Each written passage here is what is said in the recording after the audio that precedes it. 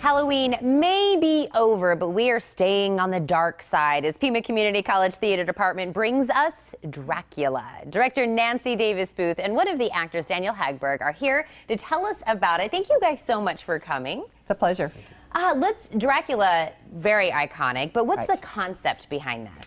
Well, when I got the offer to direct it, I was so excited because I grew up with Dracula, and I was a little nervous about it because I didn't know where to go. I wanted to make it different than what we're used to seeing. And so we went with a very deeply psychological Dracula, where he ends up being more of a psychological symbol. And all of our actors, all the characters, are really reacting to their own internalized Dracula. And so I've asked the actors to go deep within themselves and to find out what it is inside themselves that they're suppressing, whether it's trauma, addiction, sexuality, whatever it is that brings up shame, and that is their personal Dracula. And then they were to take that knowledge about themselves and use that in exploring the characters that they were playing. So each character has their own personal Dracula that they either have to deal with or control or kill.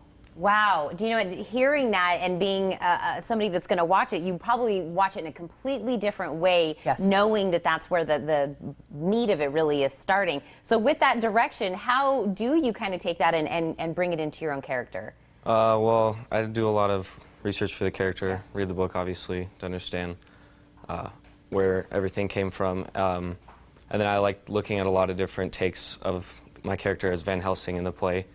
And with the direction from Nancy, trying to look at in myself before I delve too deep into it and what is my own personal Dracula, kind of things I suppress and have to deal with personally, and then kind of looking at what Van Helsing's Dracula is and what he is fighting and why he needs to destroy this Dracula.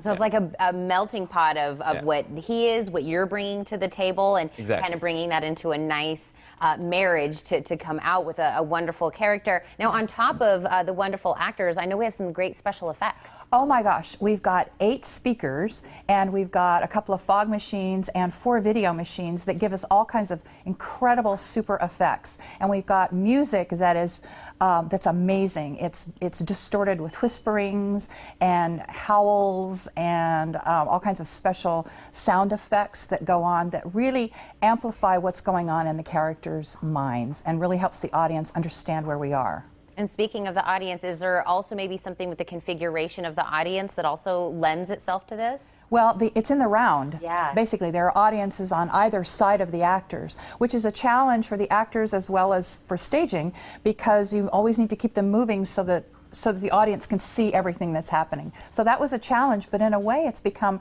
a real bonus for us because it makes it more realistic, I think. And does that make it also kind of a challenge for the set? The set has to be aware, and it kind of makes it very intimate when it's in the round. It does, and the set is gorgeous. It's based on the sort of Victorian era Art Nouveau style, which is very florid and very circular, and it's gorgeous, gorgeous set. And we have these fabulous steampunk costumes, and Daniel's hair is a testament to our steampunk look.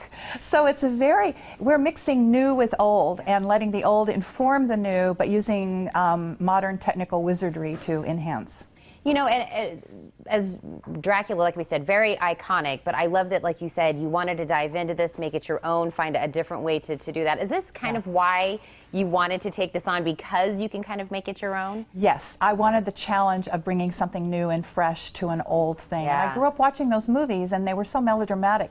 But what's fabulous about our cast is they're so earnest, and they're really bringing their acting skills to play. So each character has their own arc. So it's not just flat acting like the old Bela Lugosi movies. They're actually bringing these characters to life in a really wonderful way that I think is healing and informative for both them and the audience. Well, you know what? I'm going to tell everyone when they can see Daniel and your wonderful hair, along with the rest of the cast. But thank you so much for stopping in before we come out and see you guys. Thank you, Tina. Oh, absolutely. Pima's production of Dracula opens November 10th and runs through the 20th at the times that you see on your screen. So take a look. For tickets and more information, call 206-6986 or visit pima.edu/CFA.